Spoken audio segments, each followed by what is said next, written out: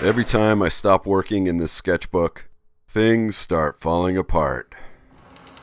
Welcome to the revenge of the cursed sketchbook. I used to think it was all just a joke, but the pattern got hard to ignore. This thing really has put a curse on me, and I've got to break it. Now I'm ready. Well, it's been a minute, so here, let me give you the skinny.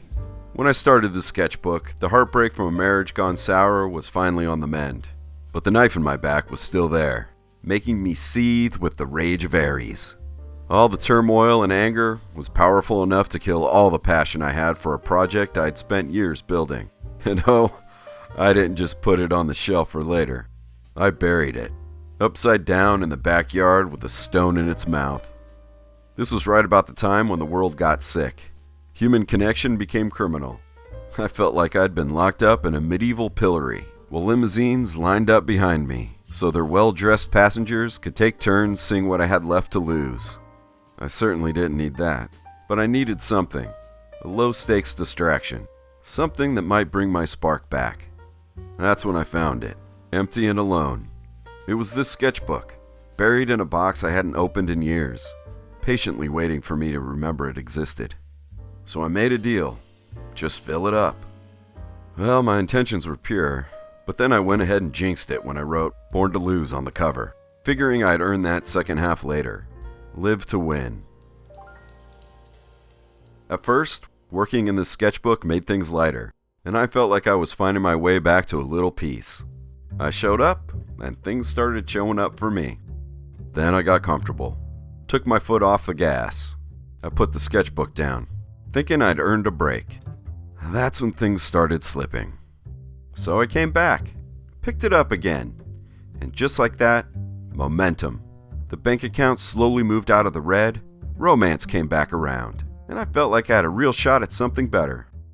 Then I traded my focus for a bunch of noise. I chased the wrong things, trusted the wrong people, put the sketchbook down again, and everything I built started breaking down faster than I could fix it. And this is where it became impossible to ignore that a pattern had emerged. So, I crawled back. Page by page, I started drawing again. Started rebuilding. Again. Oh, but despite any pattern recognition abilities I may possess, I am a master self-saboteur. So I made the same old mistakes. And I put this sketchbook down. Again. And this time, it hit harder. Everything that mattered most took a smack across the kisser and a kick to the jewels. Rock bottom went from just one of those abstract concepts that happens to other people to a reality. It's not hard to see. Every time I show up, I'm happy and things get better. And every time I don't, it gets grim. The curse becomes furious, and its punishments become more severe. Pretty simple, really. And so, what am I gonna do? Let me think about this for a second. Busted, broken, and scarred, the monster shows up anyway, relentless. Perfection is not required. Each mark on the page is a stitch closer to finishing my goal. Sometimes it only takes small actions to build a beast. If the monster doesn't feed, the monster dies. It works the same for creativity. Change is coming, ready or not. It's as unpredictable as a misdrawn line that can't be erased. What you do with it, that's a choice. Things buried and forgotten don't always stay that way. Sometimes they come back, and can cause real problems unless you face them. Ignoring the creature that lurks in the depths below doesn't mean it's not still there. Sometimes you just gotta dive in and learn to adapt for your survival. Even in the dark, a misfit, out of place. So what?